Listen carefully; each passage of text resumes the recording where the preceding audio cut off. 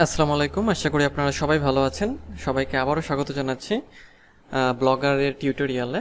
তো আজকের ভিডিওতে আমি আপনাদের যে ব্লগারের আরও কিছু সেটিংস বাকি ছিল সেগুলোই দেখাবো। তো আপনি যদি আগের ভিডিওগুলো না দেখে থাকেন তাহলে আমার চ্যানেলের প্লেলিস্ট থেকে অবশ্যই দেখে আসবেন, তাহলে আশা করি এই পুরো বিষয়টি বুঝতে অনেক সহজ হবে। তো শুরু করব মূল আলোচনা। তার আগে যদি আপনি আমার চ্যানেলে নতুন হয়ে থাকেন তাহলে আমার চ্যানেলটি সাবস্ক্রাইব করতে ভুলবেন না, আর যদি অলরেডি সাবস্ক্রাইব করে থাকেন তাহলে আপনাকে অসংখ্য ধন্যবাদ।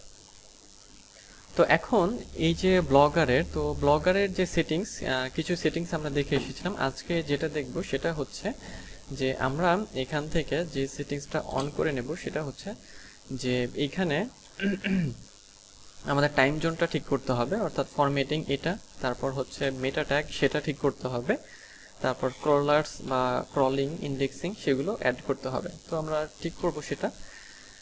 তার আগে যেটা এখানে আছে দেখেন, এখানে একটা বিষয় আছে, সেটা হচ্ছে যে এই বিষয়গুলো এরকমই থাকবে, এগুলো চেঞ্জ করার কোনো দরকার নেই। যে এইচটিটিপিএস এটা এইচটিটিপিএস ডিরেক্ট এটা অন থাকবে, তারপর পারমিশন এগুলো এরকমই থাকবে, এগুলো চেঞ্জ করার কোনো দরকার নেই।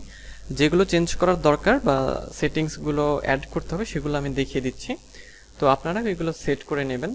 তো পোস্ট, এখানে পোস্টের একটা বিষয় আছে যে ম্যাক্স পোস্ট শোন অন মেইন পেজে আপনি কতগুলো পোস্ট শো করতে চান। এখানে আপনি চাইলে কিন্তু এটা 10টা 12টা 15টা পোস্টও করে দিতে পারেন। তো ডিফল্ট হিসেবে বা ডিফল্টভাবে 7টা থাকে, তো 7টাই রাখছি আমি। তারপর এখান থেকে আর কিছু চেঞ্জ করার দরকার নেই, এগুলো এরকমই থাকবে। কমেন্ট সেকশনও এরকমই, কোনো চেঞ্জের কোনো প্রয়োজন নেই এইখানে।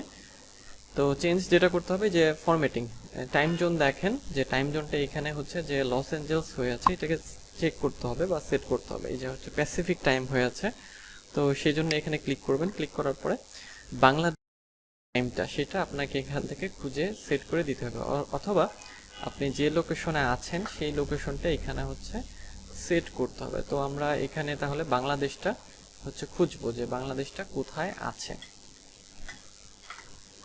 তো এখানে আমরা বাংলাদেশটা এভাবে খুঁজে বের করতে হবে আপনাদের। বাংলাদেশে আমরা পাবো হচ্ছে, আচ্ছা আমরা প্রায় চলে এসেছি। এই যে GMT +6 Bangladesh standard time Dhaka, এইটা সিলেক্ট করে আমরা হচ্ছে কি করব, এখান থেকে সেভ দিয়ে দেব। তো সেভ দিয়ে দেওয়ার পরে দেখেন টাইম জোনটা আমাদের বাংলাদেশ টাইম জোন চালু হয়ে গিয়েছে, এবং ডেট হেডার ফরম্যাট, অর্থাৎ আমরা যে ডেটটা দেখে থাকি কোনো একটা ওয়েবসাইটে সেটা কিভাবে থাকবে, মানে ফ্রাইডে জুলাই 1 to 2022, মানে এটা চাইলে আমরা এই যে এগুলো আপনি যেটা প্রিফার করেন সেগুলো দিতে পারি। সাপোজ আমি এটা রাখবো না, সাপোজ এটা রাখবো। এটা রাখলে তাহলে অর্থাৎ আপনারা যে টাইমটা যেভাবে দেখতে চান সেটা সিলেক্ট করে এখান থেকে জাস্ট সেভ করে দিতে হবে। আচ্ছা, তো এটা আমরা সেভ করে দিয়েছি। তো এখানে আর কিছু চেঞ্জ করার দরকার নেই, এগুলো এরকমই থাকবে। এরপরে মেটা ট্যাগ, আচ্ছা তো মেটা ট্যাগটা দেখেন ডিফল্টভাবে অফ থাকবে, এটা অন করে দিতে হবে। এখানে ক্লিক করলে এটা অন হয়ে যাবে। এবং এনেবল সার্চ ডেসক্রিপশন, এখন দেখেন সার্চ ডেসক্রিপশন এখানে ক্লিক করতে হবে। এখানে ক্লিক করলে 150 ক্যারেক্টারের মধ্যে সার্চ ডেসক্রিপশন লিখতে বলছে। তো সার্চ ডেসক্রিপশনটা আসলে কি? তো সার্চ ডেসক্রিপশন বা এই যে মেটা ট্যাগ এটা আপনাকে হেল্প করবে যে বিষয়ে, সেটা হচ্ছে যে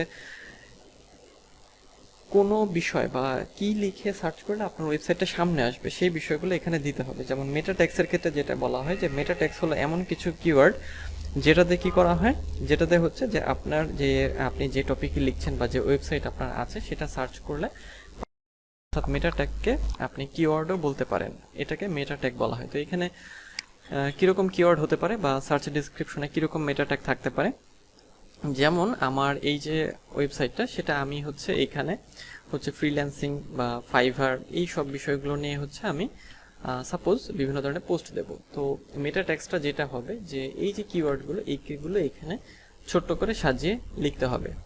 তো এইখানে কিওয়ার্ডগুলো তাহলে আপনাদের দিতে হবে। তো এই যে আমার কিওয়ার্ডগুলো আমি এখানে হচ্ছে দিয়ে দিচ্ছি, এবং এগুলো একটু সাজিয়ে গুছিয়ে দেওয়াটাই বেটার। মানে 150 ক্যারেক্টারের মধ্যে সুন্দর সুন্দর করে ছোট ছোট কিওয়ার্ড যেটা আমরা হচ্ছে দেব। তো এই যে আমি এইভাবে কিছু দিয়ে দিচ্ছি, এইভাবে 150টা ক্যারেক্টারের মধ্যে আমরা এগুলো হচ্ছে দিতে পারবো। তো তাহলে এইভাবে মেটা ট্যাগগুলো অ্যাড করতে হবে, তারপর সেভ করলেই আপডেট হয়ে যাবে, মানে সেটিংস আপডেট। এখন দেখেন মেটা ট্যাগটা ওপেন আছে, মানে অ্যাড আছে, বা এই যে এটা অন আছে, যাকে বলে অন আছে। তারপর এরর অ্যান্ড রিডিরেক্ট, এটা কাস্টম 404 কাস্টম রিডিরেক্ট এরকম থাকবে। তারপর এখানে আছে ক্রলার্স অ্যান্ড ইন্ডেক্সিং। তো ক্রলার এবং ইন্ডেক্সিং এর ক্ষেত্রে এটাকে অন করে দিতে হবে।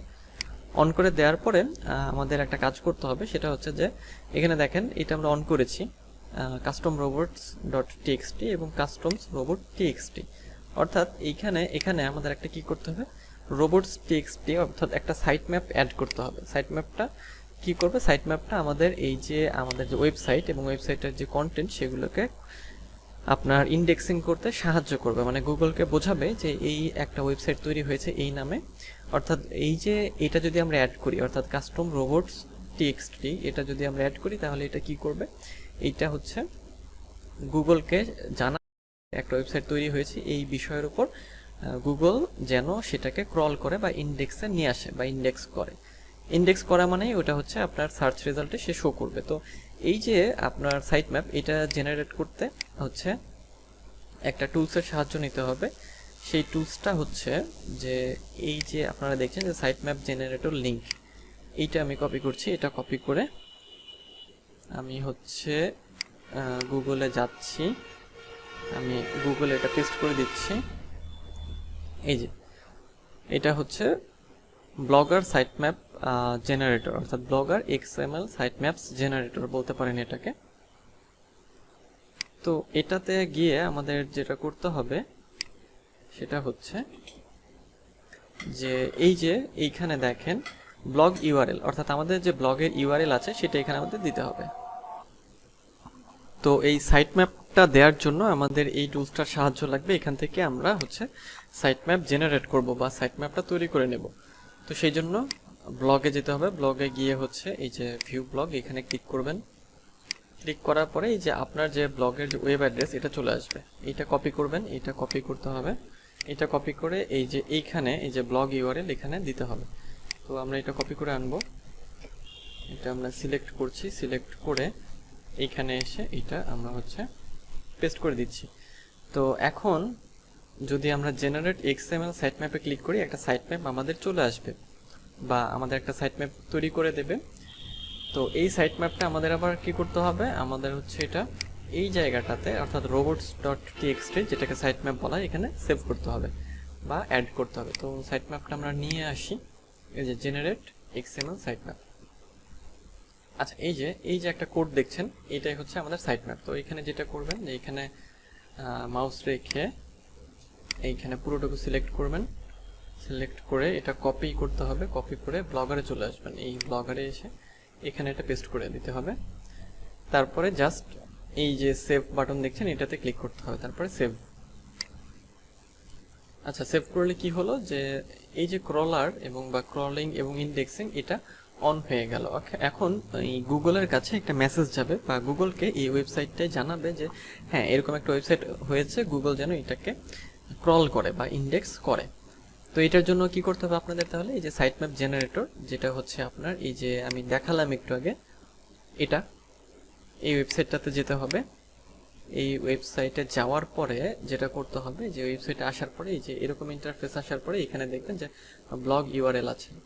তো এখানে আপনারা আপনাদের ব্লগে যাবেন, অর্থাৎ এই ব্লগারের ড্যাশবোর্ড থেকে ভিউ ব্লগে যাবেন, যাওয়ার পরে এখান থেকে এটা কপি করবেন পুরো ওয়েব অ্যাড্রেস, তারপর এখানে গিয়ে এখানে পেস্ট করার পরে জেনারেট সাইট ম্যাপ দিলে একটা কোড তারা দিয়ে দেবে। এই কোডটা এটা হচ্ছে এই ব্লগারে আমাদের সেট করে দিতে হবে, তারপর সেভ করলে আমাদের এই সাইট ম্যাপটা অ্যাড হয়ে যাবে। তো এই বিষয়গুলো হচ্ছে আমাদের মেইন হচ্ছে আপনার যে বিষয়গুলো লাগবে, বা এই বিষয়গুলো যদি আপনি সেট করেন তাহলে আপনার আর কোনো সেটিংয়ের দরকার নেই, এগুলো করলে আপনার চলবে। তো এগুলো আপনারা কিন্তু হচ্ছে সেট করে নেবেন বা সেটিংসগুলো ঠিকঠাক করে নেবেন। তো আজকের ভিডিও এই পর্যন্তই, দেখা হবে পরের ভিডিওতে অন্য কোনো বিষয়। সেই পর্যন্ত ভালো থাকবেন, সুস্থ থাকবেন।